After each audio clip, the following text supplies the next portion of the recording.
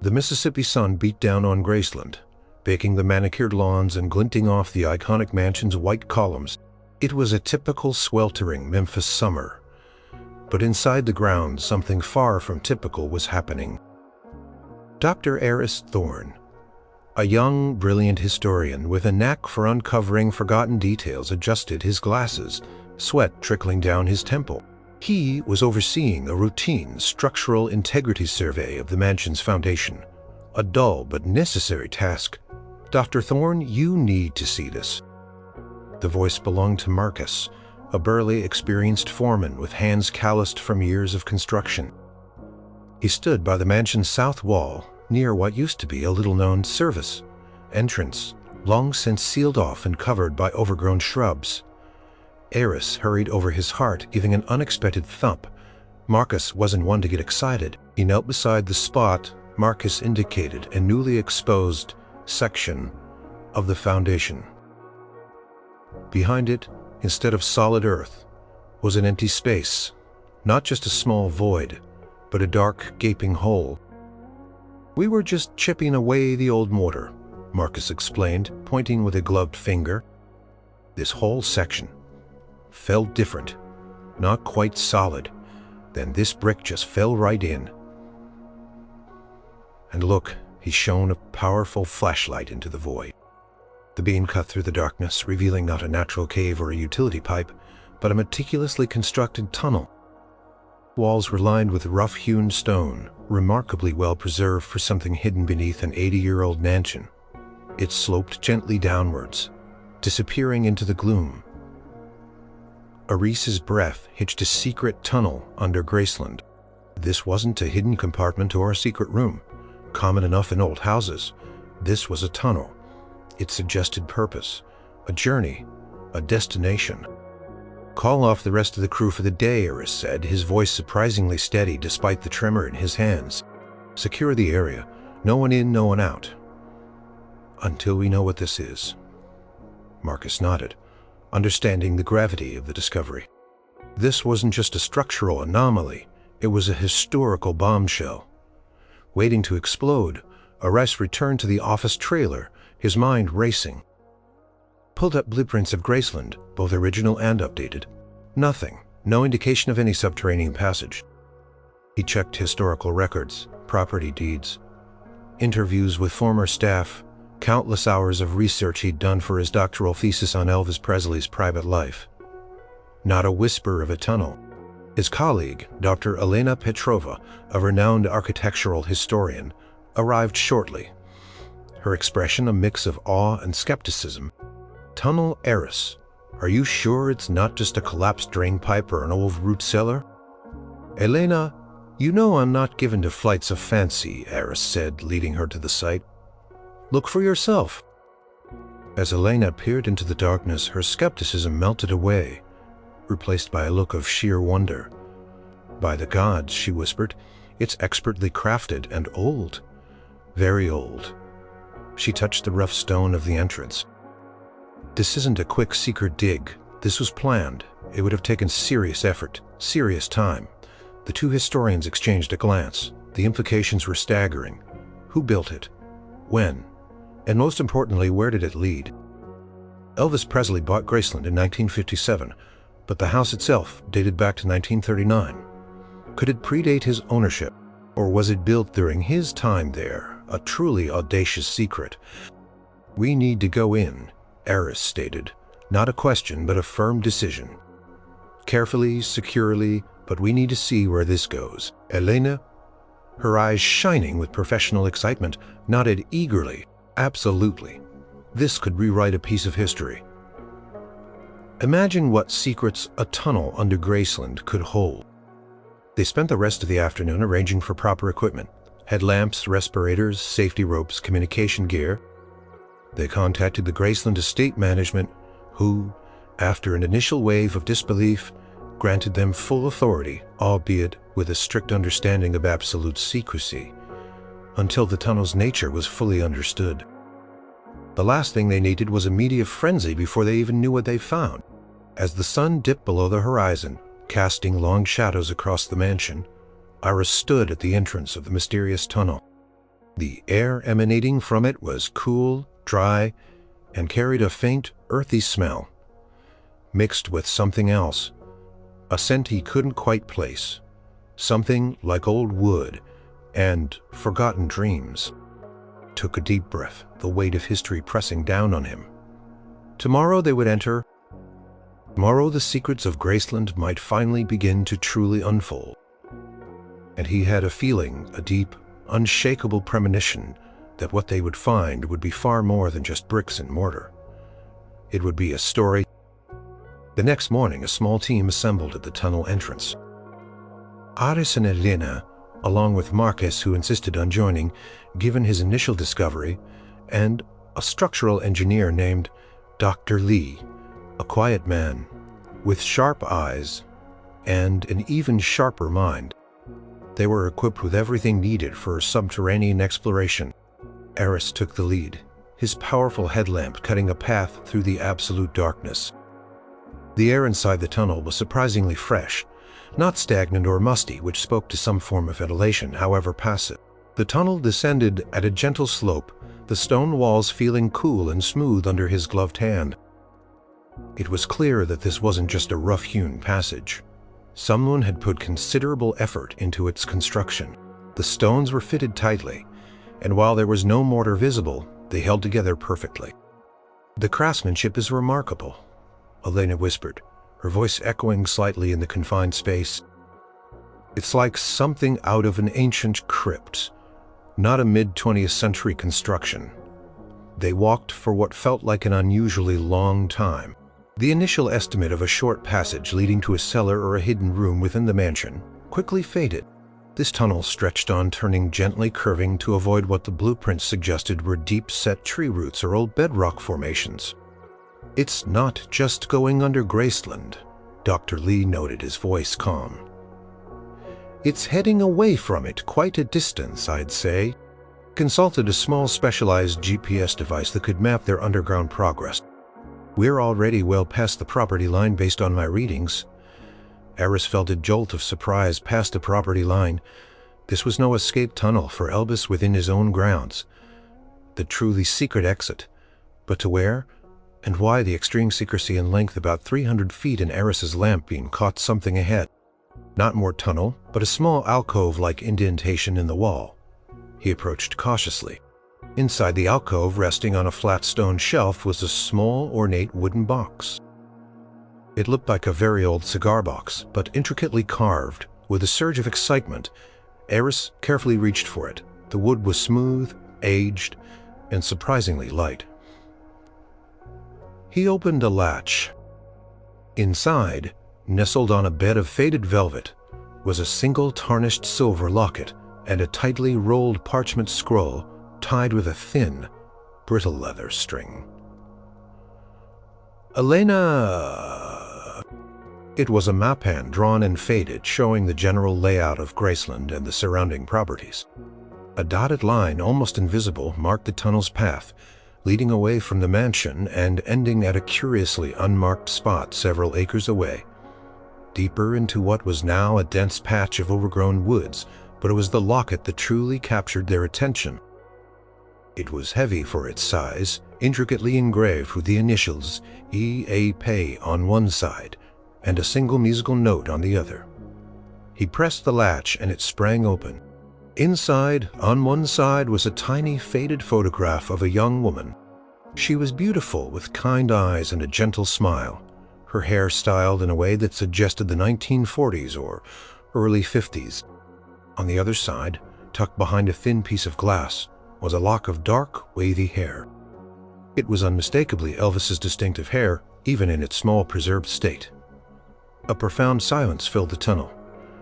Elvis, E.A.P, and a mystery woman. Who was she? Why was her locket containing Elvis's hair hidden here, deep within a secret tunnel leading away from his home? "This changes everything," Aris whispered, his voice hoarse with awe. "This isn't just about the tunnel. This is personal. This is a story." Marcus, usually stoic, leaned in, his brows furrowed. "I've worked for the estate for 30 years. I've read every book, heard every story. Never a mention of this or her." Dr. Lee took detailed photos of the locket and the map before Aris carefully placed them back in the box. The tunnel continued on past the alcove. Just as before, the discovery of the locket shifted the entire atmosphere of the expedition. What was once a purely archaeological pursuit became a deeply human mystery. They were no longer just exploring a hidden passage. They were following a trail of forgotten love, or perhaps forgotten grief. The tunnel continued for what felt like another quarter mile. Its consistent construction speaking of relentless dedication, the air remained surprisingly fresh. Aris felt a growing sense of anticipation, a nervous excitement. The map showed a destination. They were getting closer. Finally, after nearly an hour of walking, the gentle slope upward began. The air shifted slightly, growing cooler, carrying a hint of damp, earth, and something else. Something green and alive. The darkness ahead seemed to lighten, not with sunlight, but with a different kind of dimness. The tunnel was nearing its end. Aris tightened his grip on his flashlight, his heart pounding. The secrets of Graceland were about to be revealed, and he knew with a certainty that settled deep in his bones that they were about to be truly shocked.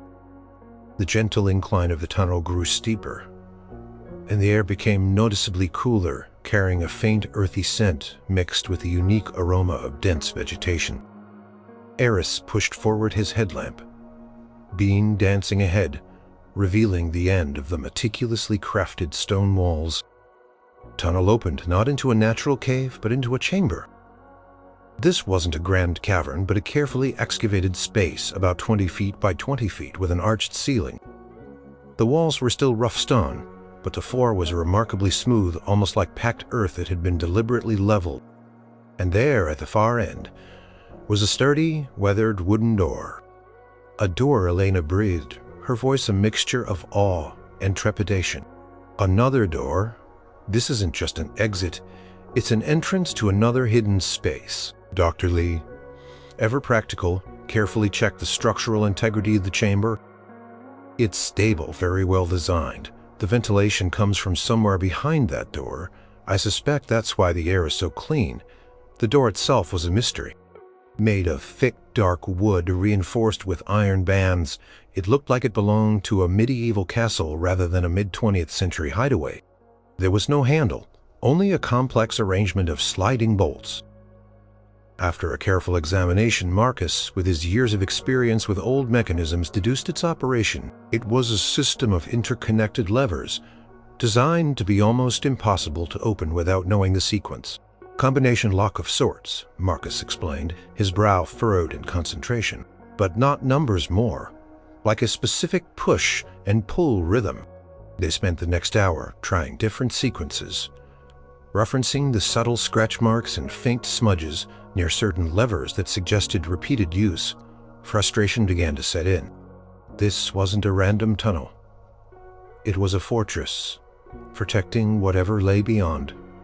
Then Aris remembered the musical note on the locket and the young woman's face. He also recalled Elvis's deep connection to music, not just as a performer, but as a listener, a learner. Could the combination be a melody? He hummed a few simple tunes, pushing the levers in time, but nothing happened. He thought of Elvis's favorite hymns, his early blues inspirations. Then an idea sparked. What if it wasn't a melody, but a rhythm, a simple, familiar beat, like a heartbeat or a quiet, comforting lullaby? Closed his eyes, picturing the young woman in the locket. Then Elvis, perhaps sitting together sharing a quiet moment. What rhythm would signify peace, security, love? He thought of the subtle, almost imperceptible rhythm of a mother rocking a child, or a lover's gentle hand against a cheek, a slow, steady, reassuring pulse. He tried again, this time with a different approach. Aris gently pushed the door. It swung inward silently, as if on newly oiled hinges. Beyond the door was not another dark tunnel, but a small sunlit space. The chamber had opened into what appeared to be a tiny enclosed garden or courtyard. Overhead, obscured by thick interwoven branches, was an opening to the sky, letting in dappled sunlight. The air here was completely different, fresh, fragrant with the scent of earth and blooming jasmine. Birds chirped softly from unseen perches. In the center of the small courtyard was a bubbling stone fountain, its water reflecting the sunlight. Around it, carefully tended flower beds bloomed with vibrant colors: hydrangeas, roses, and various wildflowers. Against one of the courtyard walls, integrated into the natural stone, was a small, rustic cabin. It was built of rough-hewn logs with a simple wooden porch and a single window, its glass sparkling clean. A wisp of smoke curled lazily from a stone chimney. The shock was profound. This wasn't a storage room, a vault, or an escape route to freedom from the law. This was a sanctuary, a hidden world tucked away beneath the earth, yet open to the sky. Aris, Elena, Marcus, and Dr. Lee stepped out of the tunnel and into the unexpected light. The sheer beauty and peacefulness of the place were overwhelming. It felt as if they had stumbled into a dream. "A garden," Elena whispered, her voice full of disbelief. "Underground, but open to the sky." Dr. Lee. Ever. The engineer quickly identified the clever construction.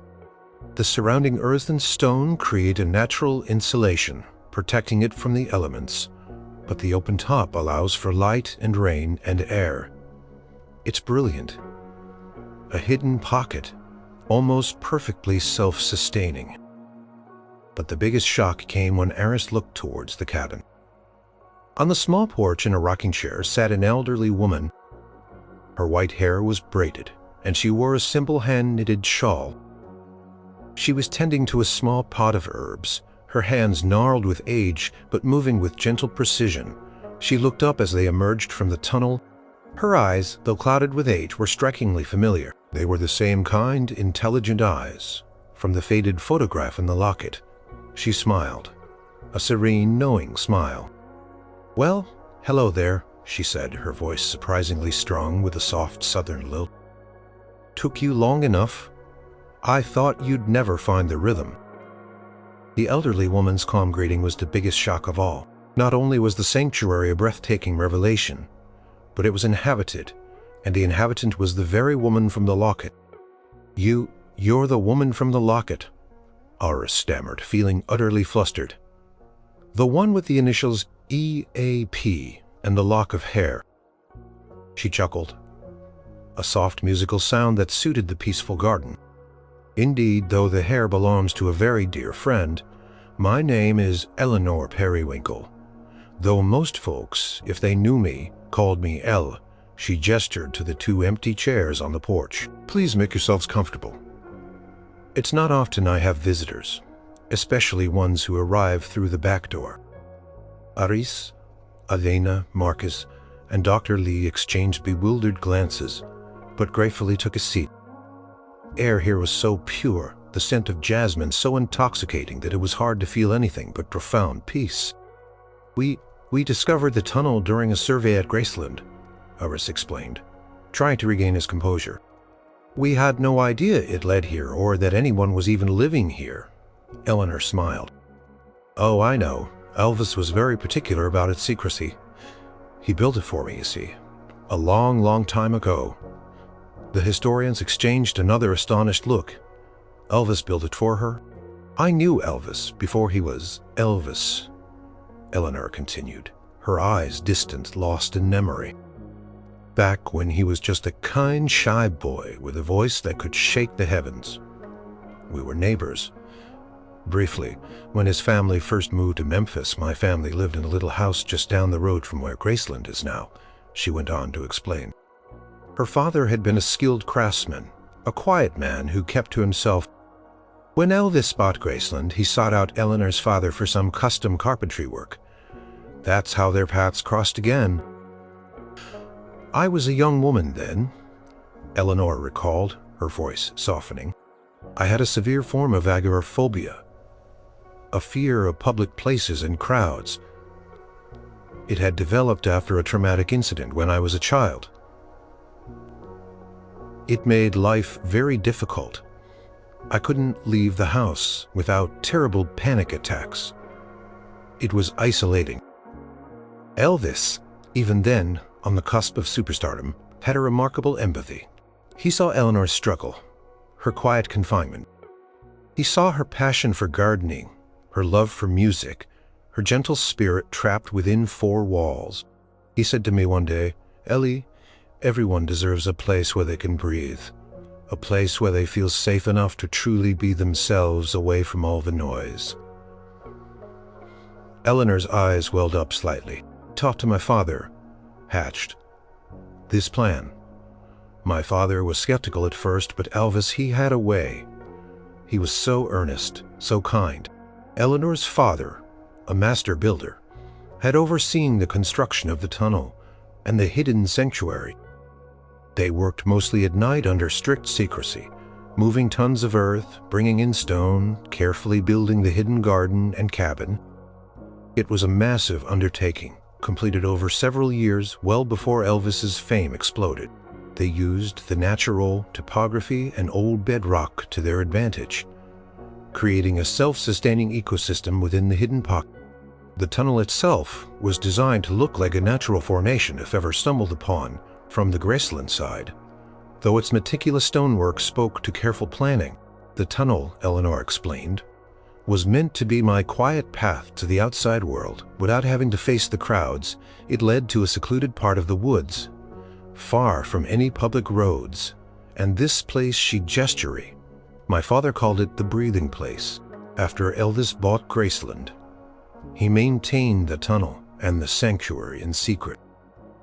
He would visit her often late at night, slipping through the tunnel, not as Elvis Presley, the king of rock and roll, but as Elvis, the kind young man who understood her need for peace. He would come here to escape, too, Eleanor said, her voice filled with tenderness. From the demands, the constant attention, he'd bring his guitar. Sometimes we'd listen to music, talk for hours. He'd tell me about his tours, his movies, and I'd share my garden with him, my quiet world. The locket, Eleanor explained. It was a gift from Elvis, years later, a symbol of their unique friendship and the secret they shared. The lock of hair was from his first big haircut for a movie role, a humorous but touching gesture of intimacy. "He wanted me to have a piece of him safe here," she said softly. A reminder that even in his whirlwind life, he never forgot the quiet, simple things or the people who needed them. The historians were speechless. This wasn't a scandal. This wasn't a hidden vault of riches or a secret affair. This was a profound act of compassion, a testament to Elvis Presley's hidden depth of character, his quiet kindness. He had built a secret world for a friend, a sanctuary of peace, and protected it fiercely, not just for her sake, but perhaps for his own, too. The image of the king of rock and roll sneaking through a secret tunnel to find solace with a quiet, agoraphobic woman in a hidden garden was a revelation that dwarfed any of the sensational stories that typically surrounded his life. Eleanor's story continued, unfolding like a rare, delicate flower. She spoke of Elvis, not as a global icon, but as a devoted friend who understood her in a way few others could. Their bond was one of shared quietude, a mutual appreciation for peace away from the crushing demands of the world. He called this his reset button. Eleanor recalled a wistful smile playing on her lips. Some of his most famous songs, the quiet, reflective ones, had their first whispers right here, in this garden. Aris felt a wave of emotion wash over him. This was the Elvis historians rarely saw. The man behind the myth, not the showman, but the sensitive soul. This sanctuary wasn't just for Eleanor, it was for him too. A place where he could shed the persona and simply exist. "Did anyone else know?" Elena asked, her voice hushed, aware of the immense trust Eleanor was placing in them. Eleanor shook her head. "Only my father, and later, after his passing, my mother briefly before she passed as well. Elvis kept it fiercely private." It was Albert. She explained that she had lived in the hidden sanctuary for decades, mostly in solitude. After her parents passed, the tunnel served as her link to the outside, allowing her to receive supplies sometimes delivered by trusted, discreet individuals. Elvis arranged even after his passing. She had enough solar panels and a well for water to be largely self-sufficient, a testament to the foresight and planning that went into creating the breathing place. She ensured the property lines were always maintained and the surrounding woods untouched. She honored his memory in a way that truly mattered. This explained why no one had ever found it. The tunnel entrance at Graceland was meticulously hidden, and the sanctuary itself was camouflaged by dense vegetation and its underground location. It was a secret kept not by a few, but by the land itself, and by the respectful memory of those who understood its true purpose. Eleanor invited them inside her cabin. It was small but cozy, filled with books, simple handmade furniture, and musical instruments, an old guitar, a well-loved piano. On a small table next to a faded photograph of a young Elvis laughing was a worn leather-bound journal. These were his, Eleanor said, her voice soft, indicating the journal. He left them here over the years. His thoughts, his dreams, sometimes just lines of poetry or song ideas. He rarely showed them to anyone. He trusted me with them. Aris felt a lump in his throat. These journals, kept in secret by Elvis, given to his most trusted confidant, were a treasure beyond measure, not for their monetary value, but for their raw, unfiltered honesty. They were a window into the soul of a man often portrayed as larger than life, but who, in this hidden sanctuary, was simply human. He opened one of the journals carefully. The handwriting was unmistakably Elvis's, sprawling and energetic in some entries, neat and contemplative in others. The words weren't about fame or concerts. They were about longing for simplicity, grappling with the weight of expectation, and above all, expressing profound gratitude for this hidden haven and the friendship it represented. This place, this friendship, it's the only real thing left some days the world can have. Elvis Presley. But here I get to be just Elvis, Aris Kinging. The shock historians would feel wasn't about scandal or illicit dealings. It was about profound, unexpected beauty. It was about discovering that the king of rock and roll, a man synonymous with spectacle and adoration, had built and cherished a secret sanctuary dedicated to peace, quiet, and a pure, unconditional friendship. It was a testament to a depth of character that the public rarely, if ever, saw. This hidden world wasn't just a historical discovery. It was a profound human story, waiting to be gently, respectfully shared. The day continued to unfold within the sanctuary, each moment deepening the historian's understanding of Elvis's profound gesture and Eleanor's quiet, resilient life. Eleanor, surprisingly eager to share her story now that her secret had been so respectfully uncovered, spoke for hours. She shared how Elvis would arrive sometimes in the dead of night, slipping in through the tunnel, exhausted from touring or filming. He would leave the Elvis persona at the tunnel entrance and simply be Elvis, the gentle, thoughtful man she knew. He'd bring her small gifts, a rare book he found, a new kind of tea seeds for a plant he thought she'd like in her garden. He never brought extravagant, flashy things. He understood that my true treasures were quiet ones, Eleanor explained, her eyes twinkling. He knew I valued peace and beauty over anything money could buy. She recounted specific memories. Elvis teaching her a new chord on the guitar, his deep voice resonating softly in the cabin, them sitting by the fountain, simply listening to the water and the crickets, searching for meaning in a life that often felt chaotic.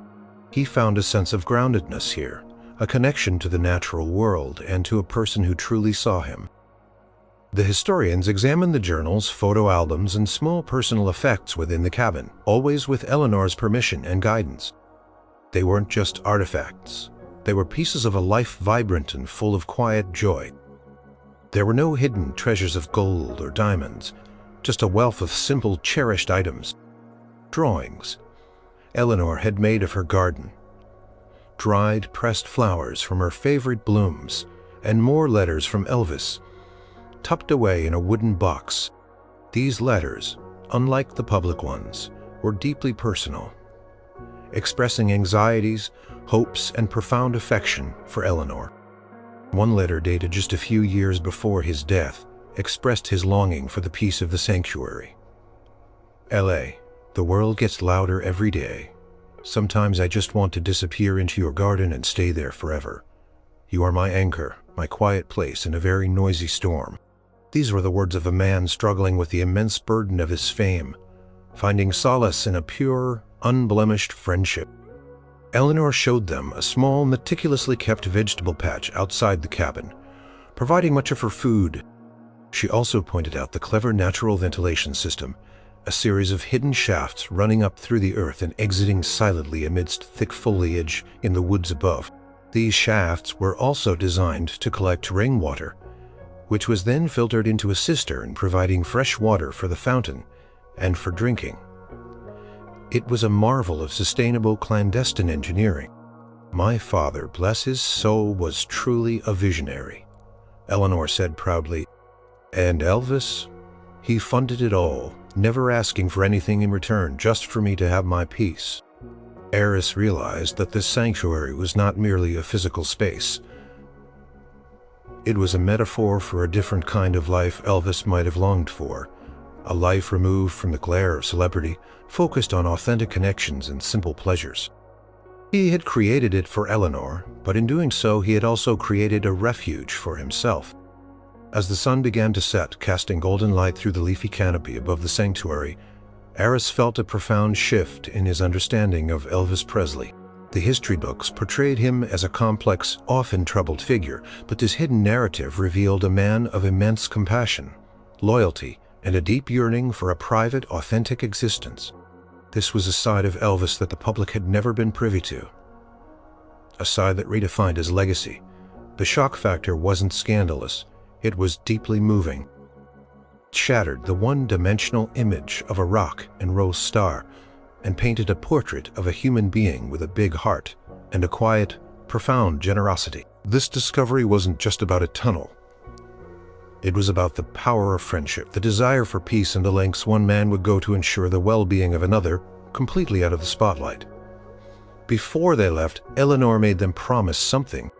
My story, Elvis's story, here it must be told with respect, not as a sensational secret, but as a testament to kindness, to quiet friendship.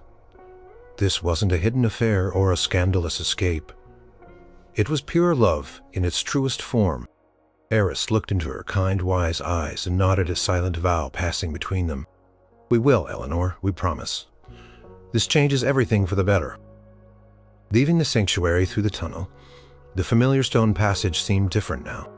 It wasn't just a dark hole. It was a pathway to a secret garden, a conduit of compassion, a symbol of a man's quiet generosity. The weight of the discovery was immense, but it was a beautiful, heartwarming weight. Back in the hushed, sterile environment of the Graceland estate office, the team sat in stunned silence. The air still carried the faint scent of earth and jasmine from the sanctuary, clinging to their clothes like a sacred dust. She's been living there in secret all these years, Elena finally whispered, breaking the silence. A hidden life under Graceland's very nose, but completely separate. And Elvis built it for her, Marcus added, shaking his head in disbelief. Not for himself, not as some escape route from the law, but for a friend. For her peace, Dr. Lee, ever analytical, summarized the technical marvel. The engineering is flawless, a self-contained ecosystem, remarkably resilient. It could have sustained her for decades, which it clearly has. Aris looked at their faces, still etched with awe and disbelief. This isn't just a historical discovery, he stated, his voice firm. It's a profound human story. It reshapes our understanding of Elvis Presley, not just as a musician, but as a person. The Graceland estate management had given them strict instructions to maintain secrecy until the nature of the discovery was fully understood. Now the nature was understood, and it was far more personal and sensitive than anyone could have imagined. "We have to inform the estate, of course," Elena said. "But how? How do you explain that for decades there's been a secret living person in a hidden sanctuary beneath Graceland who was a close confidant of Elvis, and that this entire setup was a profound act of kindness?"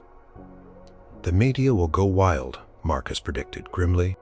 "They'll twist it, try to make it a scandal, Elvis's secret love child or hidden affair on Earth.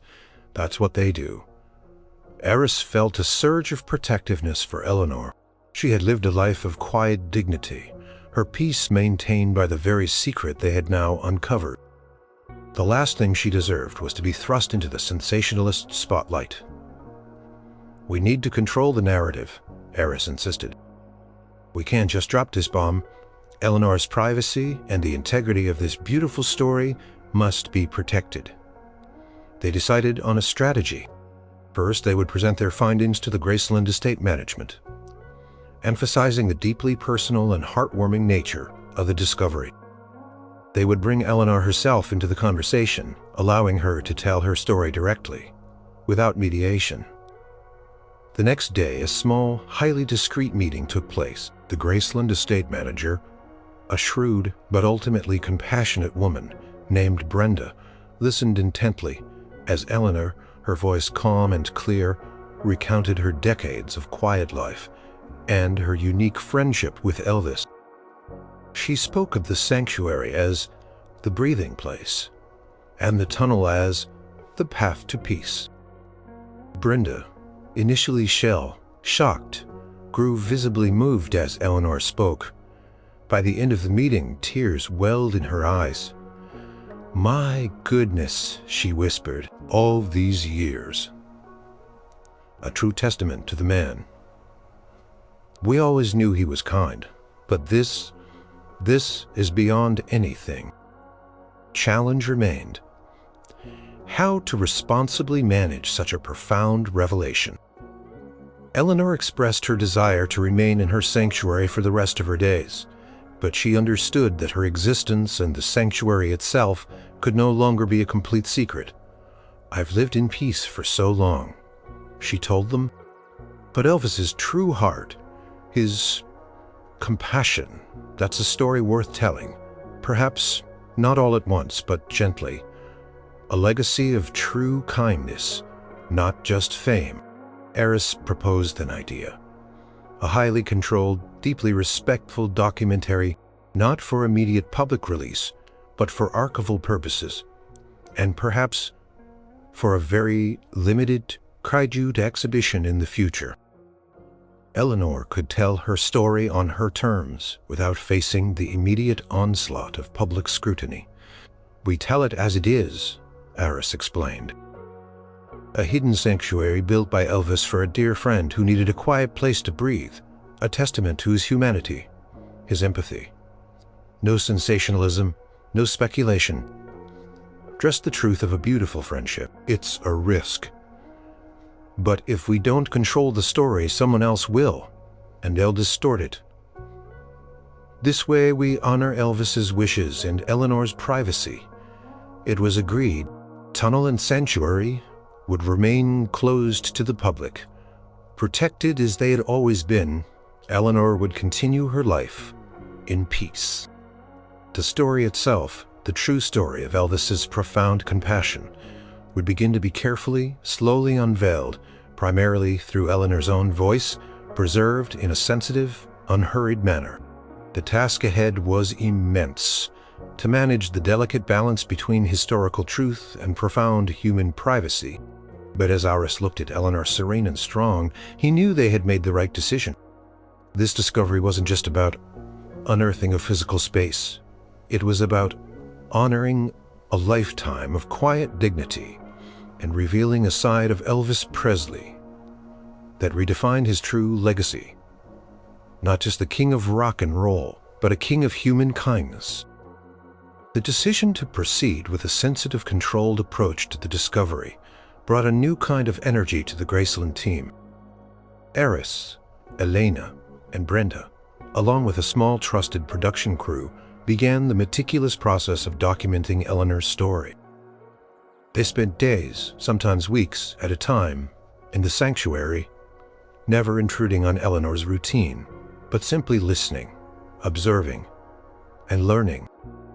Eleanor, having lived in quiet solitude for so long, found this surprising release in sharing her memories. She wasn't just recounting facts.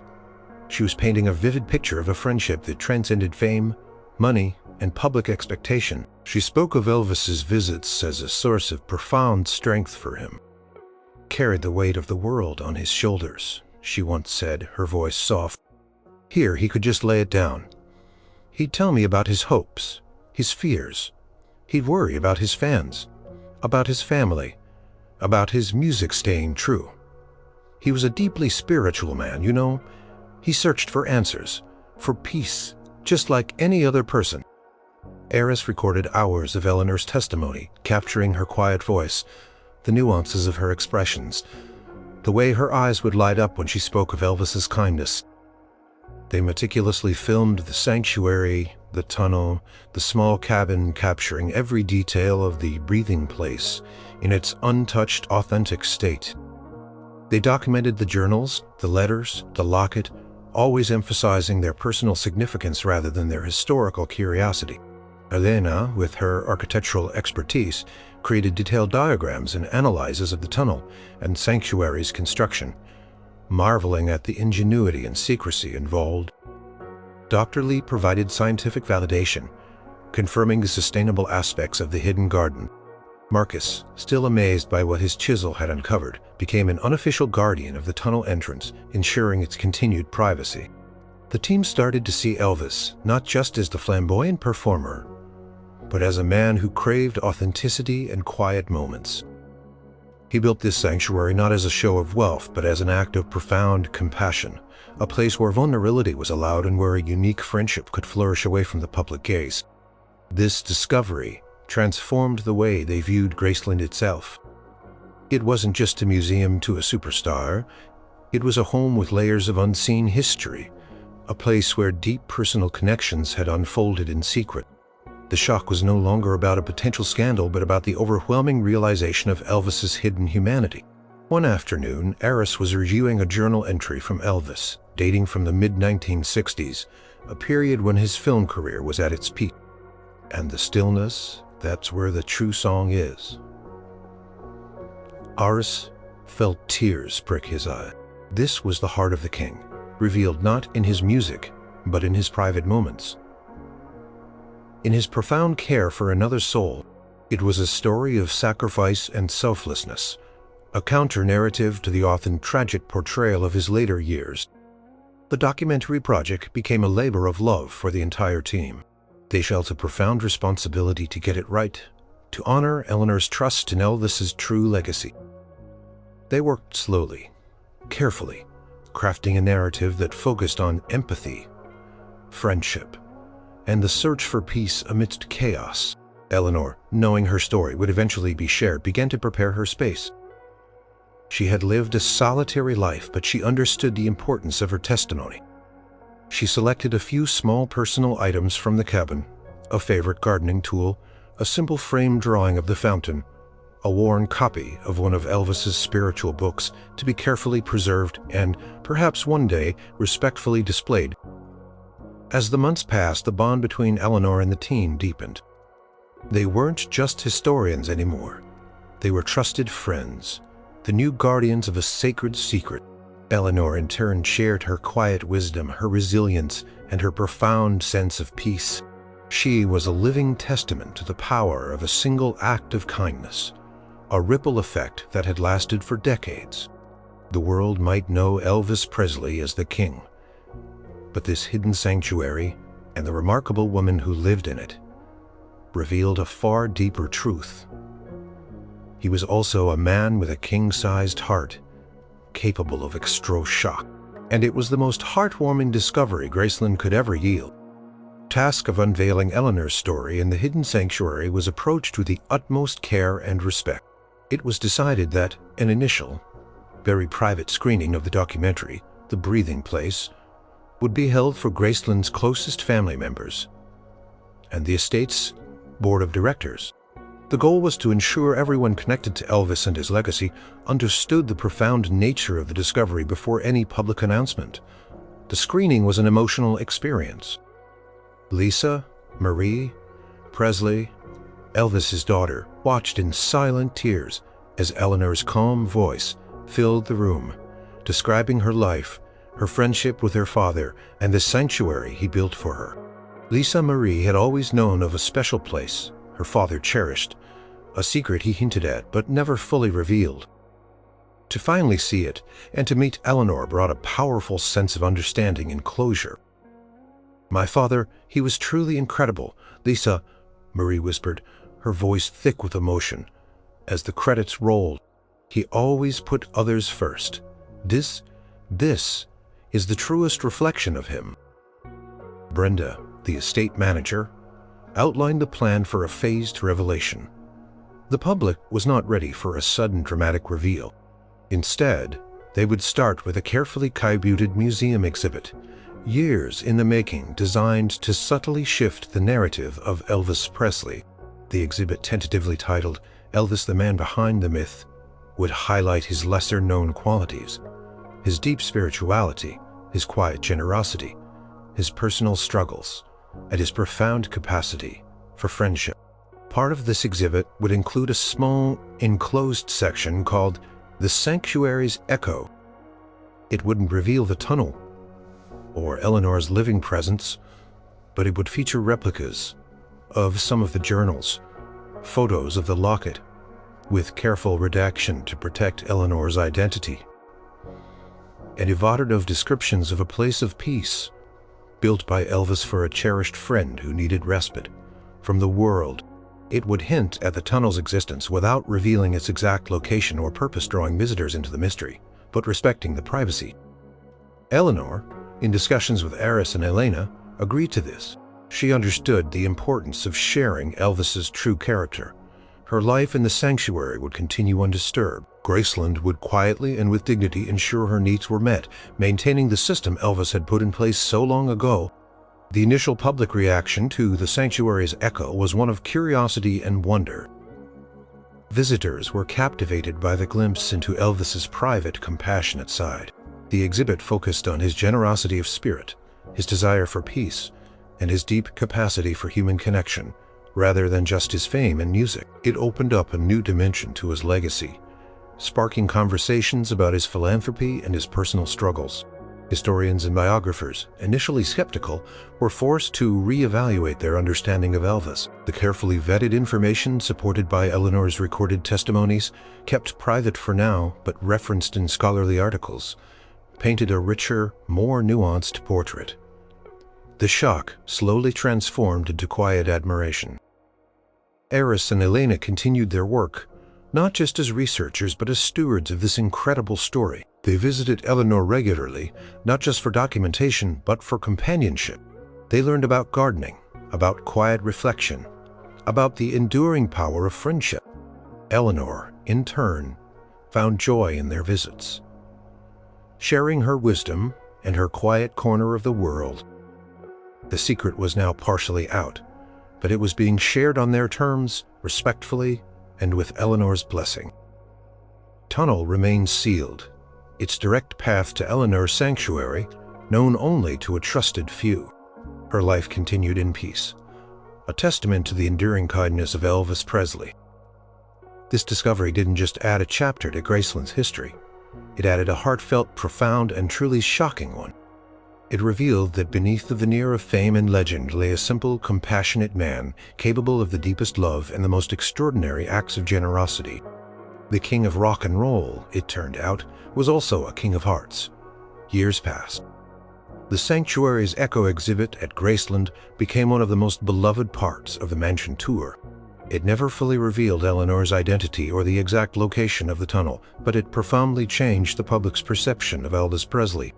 Visitors left Graceland not just with memories of a superstar, but with a deeper understanding of his humanity, his compassion, and his yearning for peace.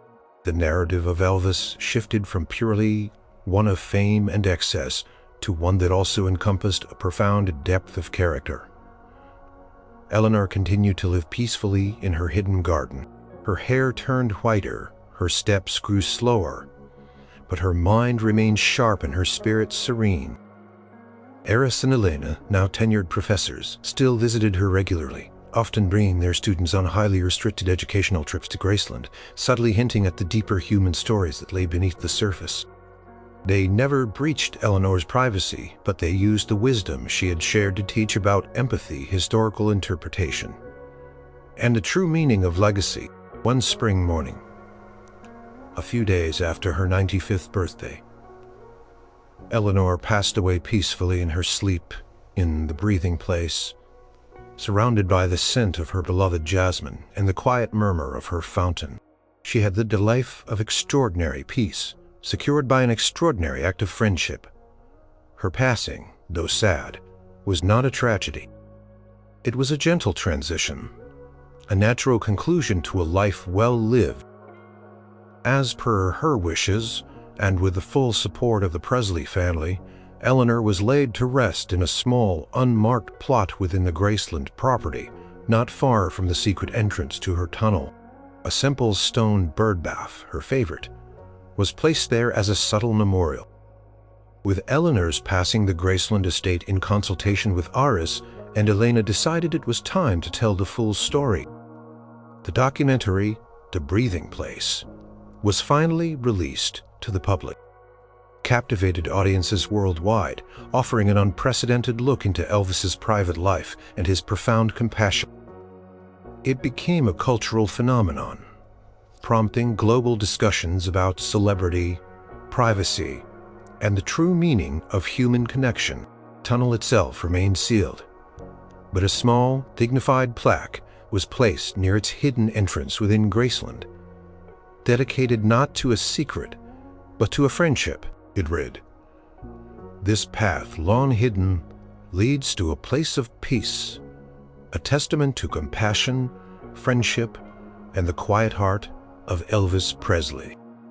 The Graceland management also decided to create a very small, meticulously curated garden of peace on the property. A tranquil space inspired by Eleanor's sanctuary. It wouldn't be a replica, but a public tribute to the spirit of quiet reflection and deep connection that she and Elvis shared. It would feature jasmine, a small fountain, and comfortable benches, inviting visitors to find their own moment of stillness amidst the bustling energy of Graceland.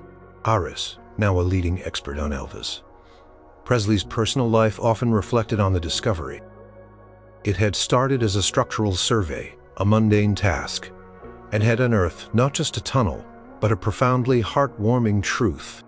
It had taught him that the most significant historical discoveries weren't always about kings and empires, but about the quiet, extraordinary acts of kindness that shape individual lives. The secret tunnel under Graceland had shocked historians not with scandal or intrigue, but with the pure, unexpected beauty of human connection. It had revealed that Elvis Presley, the king of rock and roll, was also a deeply compassionate soul who understood the true value of peace, privacy, and unconditional friendship. His legacy was no longer just about the music. It was about the heart. And that, Aris knew, was the greatest discovery of all. Quiet garden, hidden beneath the earth, had finally blossomed for the world to see, spreading its message of peace and profound love.